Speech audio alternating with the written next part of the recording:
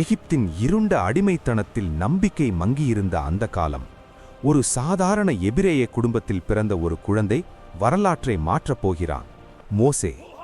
பார்வோனின் கொடிய உத்தரவிலிருந்து காக்க தாய் அவனை நைல் நதியின் அலைகளில் கூடைப்பெட்டியில் ஒளிக்கிறாள். ஆனால் அது ஓட்டமல்ல, தேவனின் அற்புத திட்டத்தின் தொடக்கம். அதிசயமாக பார்வோனின் மகள் அவனை கண்டெடுத்து அரண்மனையில் வளர்க்கிறாள். அரச வாழ்க்கையின் நடுவிலும் தனது மக்கள் அனுபவிக்கும் வேதனை மோசேயின் உள்ளத்தை எரிக்கிறது. ஒரு தீவிர தருணம் அவனை பாலைவனத்திற்கு தழுகிறது. ஆண்டுகள் கழித்து அமைதியான வனாந்தரத்தில் எரியிலும் அழியாத புதர். தேவனின் அழைப்பு அவன் வாழ்க்கையை திருப்புகிறது. பயம், தன்னம்பிக்கை இல்லாமை, சந்தேகம் எல்லாவற்றையும் மீறி மோசே எழுந்து எகிப்துக்கு திரும்புகிறான். பார்வோனின் முன் அசைக்க முடியாத தைரியத்துடன் நின்று தேவனின் செய்தியை அறிவிக்கிறான். 10 பேரழிவுகள் எகிப்தை அதிரச் செய்கின்றன. இறுதியில் விடுதலை கதவு திறக்கிறது.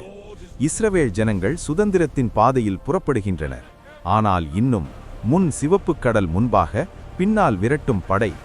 எல்லாம் முடிந்தது போல தோன்றும் அந்த கணத்தில் தேவன் கடலை பிளந்து உலர்ந்த பாதை செய்கிறார். மக்கள் அதிசயமாக கடக்கிறார்கள். பாலைவன பயணத்தில் வானத்திலிருந்து மன்னா, பாறையிலிருந்து தண்ணீர், மேகத்தூண் மற்றும் அக்கினித்தூண். ஒவ்வொரு நாளும் தேவனின் நம்பிக்கையின் அடையாளம். சினாய் மலையில் மோசே 10 கட்டளைகளை பெற்று ஒரு ஜனத்தின் எதிர்காலத்தை வடிவமைக்கிறார். சோதனைகள், குறைகள், கிளர்ச்சிகள் நடுவிலும் அவர் நிலைத்த தலைமை காட்டுகிறார்.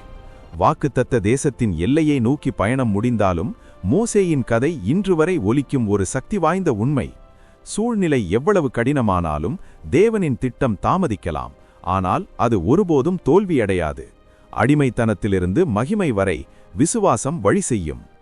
கர்த்தாவே, அடிமைத்தனத்திலிருந்து விடுதலைக்கு தமது ஜனங்களை நடத்தினது போல எங்கள் வாழ்க்கையிலும் தங்கள் வல்லமையால் வழி செய்யும். பயத்தின் முன் விசுவாசத்தையும், சந்தேகத்தின் நடுவில் தைரியத்தையும் அருளும். மூடப்பட்ட கதவுகளையும் கடினமான பாதைகளையும் தாங்களே திறந்து நடத்தும். தங்கள் சித்தத்திற்கு கீழ்ப்படியும் மனதையும், இறுதி வரை நம்பிக்கையுடன் நிலைக்கும் இருதயத்தையும் கொடுக்கும்.